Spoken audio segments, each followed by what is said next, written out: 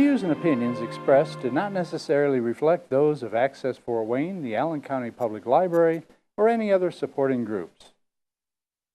If you'd like to produce a show, call us at 260-421-1250.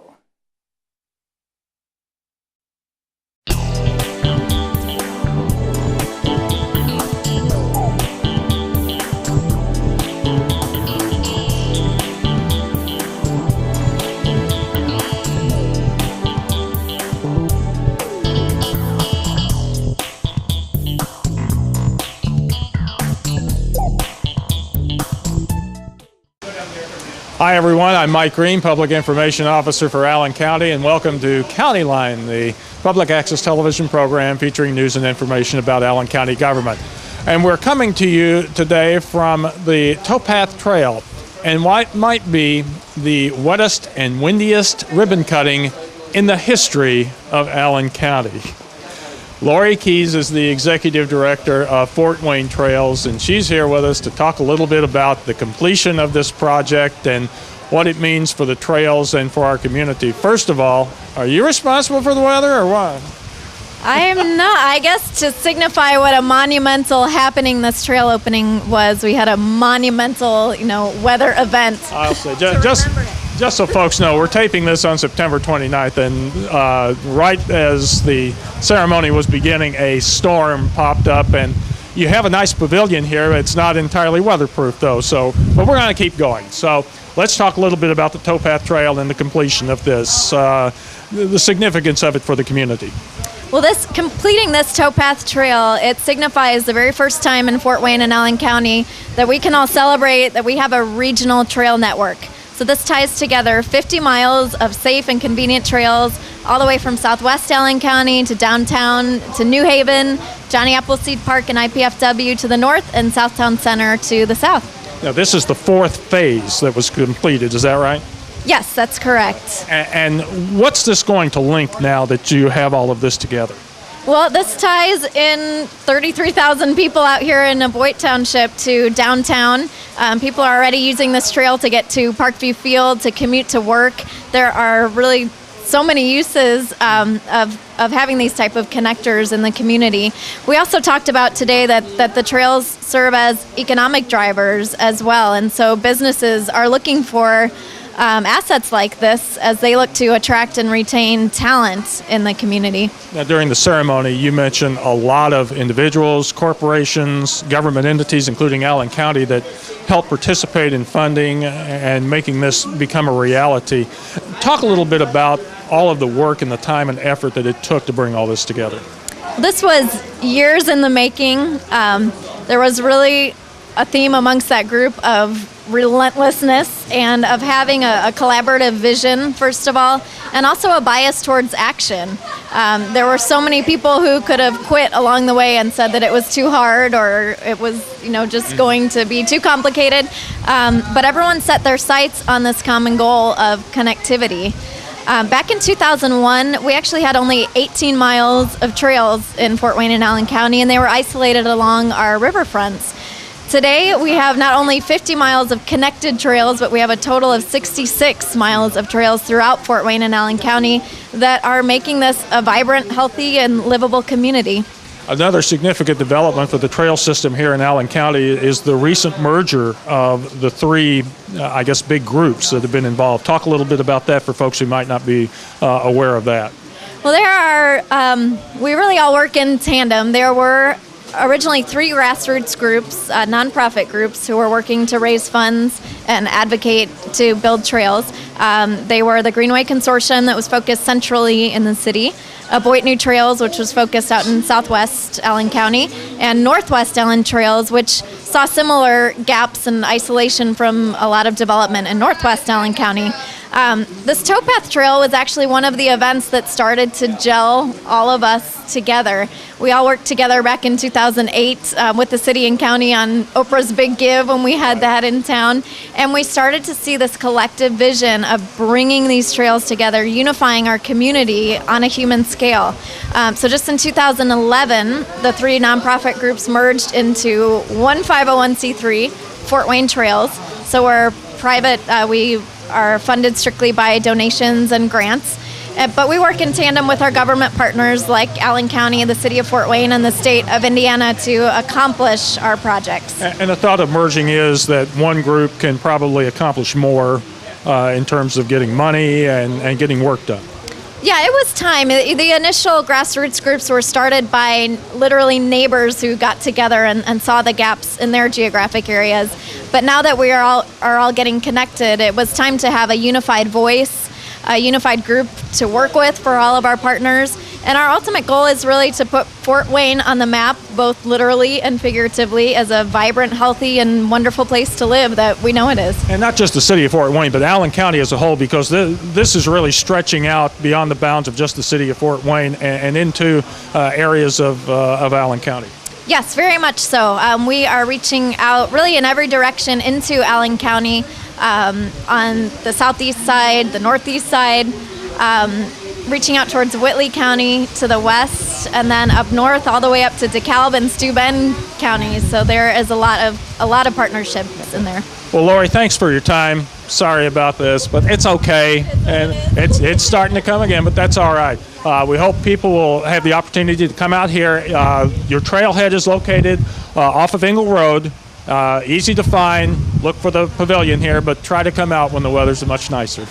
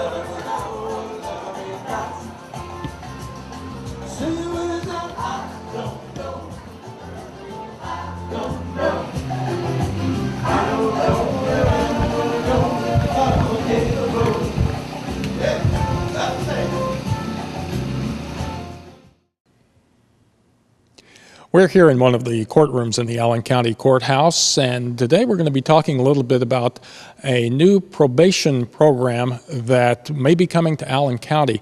The newest member of the judiciary here in the Allen Superior Court, Judge Wendy Davis, is with us to tell us a little bit about this program that she's learned about and why she feels it's important to start it here in Allen County. And Judge, first of all, we appreciate your time. Thank you. Well, it's nice to be here. Before we talk about the program, you've had a chance now to serve in your new role for several months now after being elected last year to Allen Superior Court Judge. Tell us a little bit about what it's been like for you. The transition.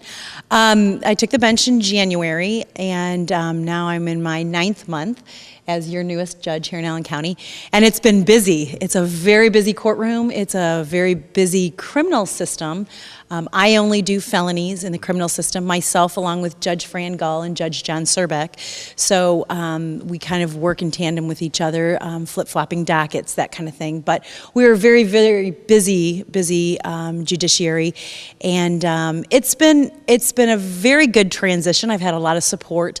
But you know, I was an advocate for 21 years, a prosecutor and a lawyer. So when you move from that role of being an advocate to a decision maker and a neutral decision maker, there is a learning curve. But now that I'm in my 9th month, I think I'm pretty secure and really enjoying what I'm doing for Allen County. Well, you talk about it being a busy court system, felony courts, and that brings up one of the options that the judge has in terms of sentencing a felon is probation. Used to, in particular for first-time offenders, the less serious offenders, to give them an opportunity, a second chance, if you will, to stay out of prison and to rehabilitate. That doesn't always work that way, and that's kind of what's led you to propose this program here in Allen County. Tell us a little bit about the HOPE program. Okay. As many of you know, oftentimes in criminal cases, we have, as the sentencing judge, we have lots of options. We can put them in prison, we can give them some jail time. Oftentimes we suspend their sentence and put them on active adult probation. The HOPE program, which I have named as Hoosiers Opportunity Probation with Enforcement, is modeled after a program out of Hawaii with Judge Elm, who will be visiting our county on Friday. I'm so pleased that he's coming. But the program really is to take a set of probationers, or a set of those a lot of them are first-time offenders, some of them are second and third-time felony offenders that are low risk to the community, meaning they're not violent offenders. These aren't murderers or child molesters or things. So they're kind of a high risk to reoffend, a low risk to the community. Oftentimes in my courtroom, I do almost all the drug cases here in Allen County. So I see a lot of felonies come in wherein they're in maybe their third felony offense, but they're possession cases. They're cases where they're just possessing cocaine or they're possessing narcotic drugs, which is a felony in Allen County in some situations. And so what happens is then you start to realize these individuals are only really hurting themselves, and they truly need some behavior modification built into the system of rehabilitation. Oftentimes as a judge, you were talking about being a new judge, you have to weigh the safety to the community versus true rehabilitation. And so those offenders I'm trying to pluck out that I see hope in. So there's real hope to change their behavior and put them back out into our community so they can move forward and have some upward mobility and get a job and get off drugs and that kind of thing. This program is really targeted for those individuals. You say probation with enforcement. Is that different from how we're currently handling certain probation cases? That's a great question. Currently, our probation department in Allen County is really one of the best probation departments in and around Indiana. Eric Zimmerman does a fabulous, fabulous job. However, the way probation traditionally works is I, as a judge, if I put somebody on adult felony probation, there's a lot of discretion with the probation officers. And so oftentimes the probation officers get a relationship with the probationers and throughout the course try to change their behavior by just working with them and maybe giving them more breaks than they normally would have. For instance, with a drug offense, oftentimes maybe the drug offender will come in and they will test dirty at probation, and the probation officer, because they don't really want to bring them back in front of a judge, they really want to try to change their behavior, oftentimes would maybe give them more opportunities, or I don't want to say opportunities, they give them a little more leash, that kind of thing. So what has happened traditionally with probation is that someone on probation maybe they violate probation maybe once, twice, 3 times, and finally when the probation officer says, okay, this is not working, then they file a motion to revoke their probation and bring them in front of the judge. I see a lot of motions to revoke, and then the judge revokes them and sends them to prison. What this program does basically is it makes the judge, which would be me, kind of their chief probation officer, but I'm working very closely with Eric Zimmerman at the Allen County Probation Department because he is such a good probation chief over there, and the probation officer that I'm going to be working with is April Bell, so she'll be my kind of HOPE probation officer. But how it works is that really it's kind of like probation on steroids. So it's really targeted for those offenders that just can't seem to get their life together and they keep violating probation, but they may not be bad people. So each and every violation in my program, they come in front of me. Down to, because we're trying to restructure their lives and have them move forward. So down to the for instance, if you were on probation, Mike, you come into my courtroom, I give you conditions of probation. So many of the conditions are just, you have to show up each week at 2 o'clock to see your probation officer. Now, if you're 5 minutes late on this program, 5 or 10 minutes, you're hauled in front of the judge. So there's this accountability going in front of the court all the time that has proven statistically that it really shows some behavior modification. Or those that test dirty, I will give give them 3 days jail time right off the bat. If they come in and they're on a drug case and they come in and test dirty, there's no issue. They already know as a condition of their probation, they go do jail time for 3 days, just 3 days, and then they come back out and see me. Bottom line, it's kind of like what we do with our children. There's swift in certain circumstances each and every time they don't meet specific expectations on probation. Immediate accountability, in other words. That's correct. Immediate accountability, which is not traditional probation. This immediate accountability is you're accountable to the judge. You're accountable for each and every part of your life. For instance, if I put you on probation, I put a lot of my probationers, and I say you have to go get your GED as a condition of probation. You have to get drug tested once a week. And many of these, they'll be on a call-in system where they have to get drug tested randomly, more so than regular probationers. And if they mess up whatsoever, that's an immediate violation that sends them to jail for 3 days and makes them come back out and appear in front of me. And then in front of me, I'm going to say, okay, what are you doing? You know, why aren't you showing up? Why don't you have a job? Why didn't you get your GED? And it's kind of like you and I, Mike. I mean, we get up, we go to work every day.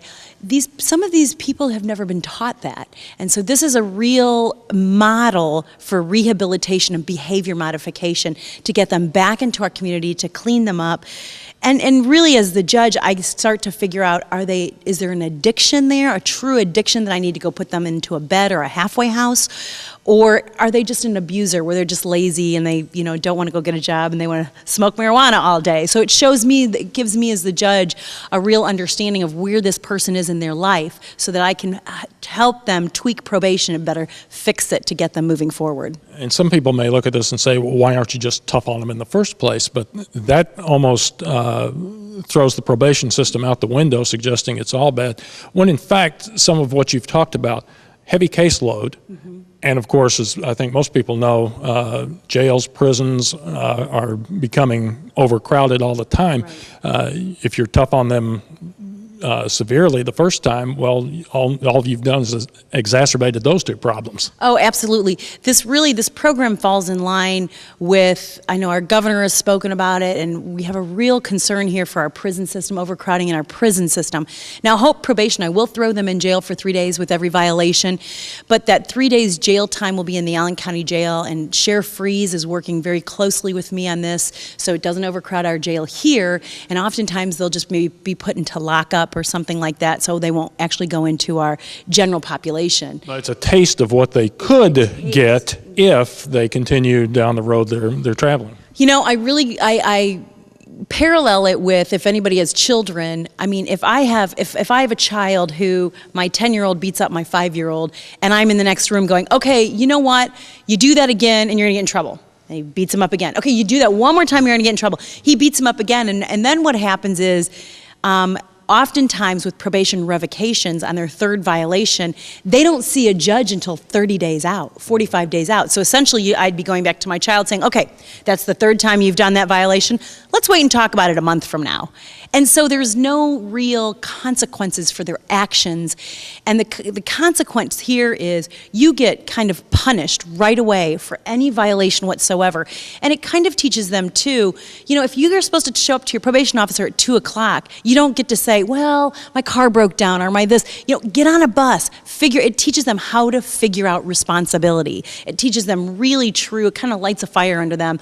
And the judge is at the helm. So I will be at the helm and hopefully working with them, telling them, okay, I'm going to keep, And now the other thing too is if they're probationers that are violating because of dirty drug tests, the one nice thing about that is if they come in and test dirty, I'll put them in jail, bring them back out, and maybe I'll tighten the screws a little bit on probation, tell them they have to get drug tested more frequently.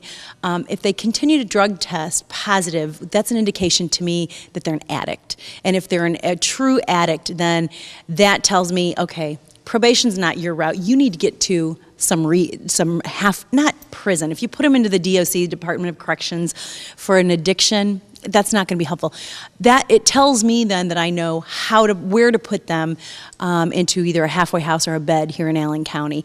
And the nice thing about that is that we reserve the few beds we have for addicts. We reserve those beds for the people that I know cannot do it on their own, versus the probationers that can do it on their own. They're just lazy and they need a little help. As you mentioned, by the time folks have seen this program, you have the judge who created this, Judge Alm from Hawaii, who's coming in to speak to some of the other court officials, the sheriff, other people that you need buy-in from. But you've already been kind of spreading the word about the HOPE program in hopes that they will get behind this. Oh, yes. In fact, I've met with the Chief Public Defender, Randy Hammond, the prosecutor, Karen Richards, Ken Freeze, and Dave Gladio, who's his chief deputy, all of kind of the stakeholders. The other thing is our Chief Justice, Justice Randall Shepard, is really kind of asking the judiciary, what can we do to solve this problem of prison overcrowding versus rehabilitation? So some of the programs that we see starting, for instance, here in Allen County, we are very fortunate because Judge Gall, Fran Gall, does drug court, which is pre-adjudication, so that's before you plead guilty. Judge Serbeck, my other colleague, does reentry court. So this HOPE program that I'm starting with the other stakeholders fits nicely with the three courts, so that we can really try to problem solve. We can try to figure out who are those felons that we really want to give a chance and not send them to DOC, but try to change their behavior and get them back out in the community, versus those, let's save the beds for those individuals that are really hurting our community, the ones that are killing and hurting and that kind of thing. So, and for many of us law-abiding, tax-paying citizens, that's a benefit too for the taxpayer. It is a benefit for the taxpayer. The wonderful thing about this program that I'm starting, HOPE, is that there's no additional tax dollars that has to go into it. The majority of the, efforts that it's my time and the probation office's time, and the probation office is committed to it. I'm committed to it, but we don't have to have extra staff. We don't have to have extra monies coming in. However, that being said, because Allen County is kind of looking to pilot the program, and I've had other judges from other counties call me and say, we want HOPE to start. So the Chief Justice is saying, okay, Allen County, Judge Davis, if you can get this started and we could pilot it and then spread it throughout Indiana, it would reduce all the money we put into our prison system overall, just as it's done in Hawaii and it's done in Alaska, because they statistically have shown. And if that happens, then the federal government is willing to give our criminal justice system here in Allen County potential grant dollars, which we all know as we've watched the newspaper and that kind of thing, there's not enough money to go around to do the things we want to do in Allen County. So if we can do more of these programs that drives money saving, to the taxpayers, that we're truly rehabilitating those that we want to give hope to, that can be rehabilitated and put them back out in our community, that if the federal government then will look to us to give us grant dollars to put back into our criminal justice system, it's a win-win for all of us. If you get this program established, we certainly hope to hear such successes.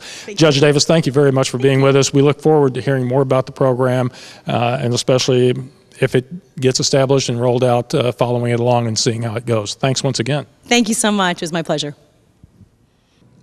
Well, in this time of economic uncertainty in the country, a lot of you at home are spending more and more of your time taking a look at the money that's coming into your household and how it's being spent, how it's going out. And Allen County government is in that same boat, taking a look at dwindling resources and trying to figure out the best way to spend that money. And the Allen County Board of Commissioners has come up with a strategic spending initiative that's designed to help them make the best decisions possible as to how money should be spent, what programs should be receiving funding. And joining us right now is Commissioner Therese Brown, and she's going to discuss a little bit about the initiative and explain how it works. And first of all, Commissioner, thanks for joining us. Pleasure to be here, Mr. Green. Talk a little bit, if you would, about how county government is having to deal with this situation and how we got to this point. Well, as you're well aware, and hopefully most of our constituents watching this program are aware, they voted for a constitutional cap on property tax reform. Although it already had been placed in legislation, we now have 3 years worth of data that pretty much signifies where we're at this point in what property tax income we're going to be receiving in trending. Also, with the economic downturn, we have less individuals that are earning wages, which is unfortunate with the unemployment rate as it is. So that affects then income taxes that we also receive, and those being county option income tax and economic development income tax. Now, as you mentioned, these tax caps have been put in place, been in effect for a couple of years now, or a year or two, and you're just now really getting a chance to determine what kind of trend is showing up, and the trend is down. But this is a situation where county government has almost had to deal with this on a year-by-year basis when they're putting the budget together. Yes, but one of the things that actually is going to assist us in this process is the fact that we have been undertaking for the last 2 or 3, possibly even 4 years, is producing a strategic plan. All county departments, including other elected officials, have been working collectively to see what the goals and objectives are for their department in a 1, 3, and 5-year stretch. So that's to serve the public, the constituency, but also to make sure that they're streamlining and doing different things and forecasting. So that tool, though being in place and kind of, being sort of the master plan for departments, we're now taking it one step further and creating a process where we're going to be reviewing all of the core services that we perform in departments that are under the purview of the county commissioners. We hope that other departments that are under the direction of elected officials would follow the same course. Again, we don't dictate what they do, but it's one of those leadership things that we think is really important at this point. With revenues being down, on top of not only just trending down because of again, unemployment and wages not being earned, but also the fact that the state of Indiana did kind of have a little glitch and had distributed dollars across the state for those income tax dollars. And so we are flatlined for the next few years on those revenues, even if the economy were to pick up. So we're going to be dealing with less, as you stated in your opening statement. We should be looking at better ways to spend the dollars that our constituents give us. Ultimately, through this 9-month process, we'll be looking at how we spend our core time on core services and what might be things that we have, lack of a better term, because we've always done it that way, and it's become potentially a luxury. So we want to get not only that information, we also want to have a situation where we talk to the general public in strategically timed meetings so that they can voice their opinion of where they want their dollars spent. So give us a little idea as to how this initiative is to work. You mentioned core services, and then I guess, for lack of a better term, we'd call them discretionary services, services that you're really not bound by law to provide, but historically, traditionally, you have been providing. How are you going to determine which are which?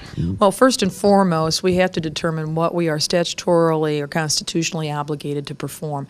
There's going to be some rules that we will not be able to change, but potentially, say for the instance of the building department, there's a lot of code that dictates what they do, but part of the issue, like with the permitting process review that some of our constituents may be aware is being undertaken, it may be in the implementation of those codes versus why do we do it the way we do it versus, we do have a responsibility to perform that. But it also goes to those departments that are internal departments that the department or the constituent might not see on a day-to-day basis, but it's an internal service to our government, whether it's the purchasing department, whether it's the human resources department, et cetera. Those kind of departments perform functions that are segregated from other departments, but yet have to figure out how to streamline and make sure that we're meeting ADA compliances, employment law, different things like that. So part of it is to not only get to the core, but also to go through the process of how we actually produce the process and the effect in the end, and which in and of itself could create savings for the taxpayer down the road. So core services, you'll have to provide, you'll look for the best ways of doing that, the most economical, feasible ways of doing that. From discretionary services standpoint, what would you be looking at? Discretionary services, we have building maintenance department. There's certain things, obviously ADA-wise, we would have to do, but there may be projects that we won't be doing as readily because the funds won't be there. I don't want to say drawing out, but maybe it's the best way to put it. Drawing out repair processes that we perform. Do we need to outsource more than have as many internal employees to the process? Possibly a combination of both. It could even go to the highway department of do we contract snow removal? Do we have a combination of contracted and employee services? Just to see if there's a way. And to have a dialogue with the constituency, because this is their government. This is, the services that they pay for. How would they like to see what we do prioritized? So in other words, it's not necessarily going through the process of cut, or eliminate, although that could be the end result for some programs, but it's more to see, is there a better way to do it? If so, can we continue to provide the discretionary service if we can find a fiscal, responsible way of doing it? Absolutely. I mean, this is meant to be more of a proactive exercise and a continued exercise. You know, we had to cut across the board, the majority of the departments, approximately 7.4% from our budget, the edict that came down from County Council. So through that process, this year, the commissioners, we all came together. We had a meeting with all of our department heads collectively so that we could discuss the services that we perform, what things they could cut, and what would be affected if they could not meet that dollar amount. So there's always going to be certain improvements and certain thresholds that service is going to be impacted depending on how much money is cut. But through this whole process that we just went through and presenting on behalf of our departments, it showed not only leadership, but it also showed the opportunity that if we keep engaged in this process at this stage, hopefully we'll be able to locate different areas not only of savings but efficiencies so that we can be a little more proactive continually as we go into the next budget cycle, not be blindsided, if you will. And you mentioned in this 9-month process of this initiative, you will be looking for some public input. Can you give an idea of what you're going to be looking for from the public beyond just, I like this program or I don't like this program? Well, I think there's been communities in the past and probably still, I mean, obviously are struggling with meeting the demand of what the public perceives the dollars that they're paying in taxes are supposed to be going for, whether it's trash collection. And I believe there was a community at one point that struggled with raising fees or when were they going to have pickup. I think it gets to the education level, not only of the commissioners and our departments of the services that we provide, but to get to the core for the taxpayer to understand what the true services are we need to perform and what are kind of those extras. So that dialogue is going to help educate the public, educate us on the expectation, and hopefully there'll be some understanding in the middle about what may need to be additionally paid for from some other vehicle, or we can live without that because maybe that's something that should be of a burden in a different way. And as you say, this is an initiative undertaken in the Commissioner's office and also with the departments that the Commissioners directly oversee, but you're hoping it will spread out to other offices in the county. Yes, absolutely. I think both Commissioners Peters and Bloom, we concur that we're going out there. We're trying to do something that might be a little bit off the beaten path, but these are interesting times that we're all in.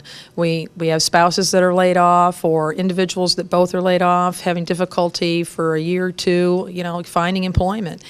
We're no different in that respect, where we need to be more proactive and thinking in these uncertain times of ways that we can do our job better for the constituents we serve. And as you mentioned, even if the economy does pick up with the tax cap still in place, it restricts somewhat how much revenue it's not going to be like it used to be. I think that's safe to say. I think we're in a situation anymore where the times have changed and nothing is what it used to be. The phrase back in the day, this is the way we've always done it. It shouldn't be the mantra anymore. It really looks at if an individual in a department or an employee, because that's the way I was taught, that's the way it's always been done. Those should be times of the wayside. Everybody should understand why they're doing what they're doing, and maybe doing a little more self-review of maybe I've got a little too much here that maybe we're taking on that we really don't need to be.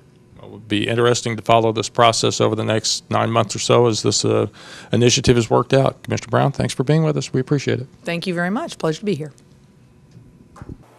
And before we leave you on this edition of County Line, we want to show you a new service that's being made available now through the Allen County Public Library, the City of Fort Wayne, and Allen County government. It's called Video on Demand. And it offers you the opportunity to watch some of the programming that we provide on public access television through your computer at your leisure, 24 hours a day, 7 days a week, anytime you'd like to watch. Now, the easiest way to get there is just to go to our website, which is allencounty.us, and we've called it up on the screen. And if you look over to the right-hand side down at the bottom, where we have our Twitter, YouTube, and Facebook links, there's also a link to Video on Demand. When you click on that, that will bring the service up to you. And as you can see, there are already several different programs that are up and available, videos that you can watch. Fort Wayne City Council, the Allen County Commissioners meeting, Cable Fund Advisory Board with the city. As I mentioned, also the Allen County Public Library puts up a number of the video offerings that they have on public access television. If you're looking for something specific, say you're wanting just to see some of the county programming that's available, you can click here, go to county, and it will sort the programs for you that the county has put up. If you even want to go deeper into that, you can type a word such as council if you're looking for county council meetings, and there are some of the county council meetings that are up. Normally these go up somewhere 48 to 72 hours after the actual meeting has occurred. So again, if you go to allencounty.us, look for the video on demand link that we have. This offers you the opportunity to watch any of these meetings, again, at your leisure, at home. They are the meetings in full, but also any other video offerings that we have, such as our County Line programs, will be put up in full. You'll be able to scan across to find specific areas in the meeting that you want to look at, but the meetings in their entirety are there. So if you happen to miss it on the public access television, you will have the opportunity to see it online, on your computer, at home, at work, wherever you are, where you have access to the internet. So once again, go to www.allencounty.us, find the video on demand link, click on that, and check out this new service being provided free of charge to you. That does it for this edition of County Line. I'm Mike Green, the Public Information Officer in the Allen County Commissioner's Office. We hope to see you next time on County Line.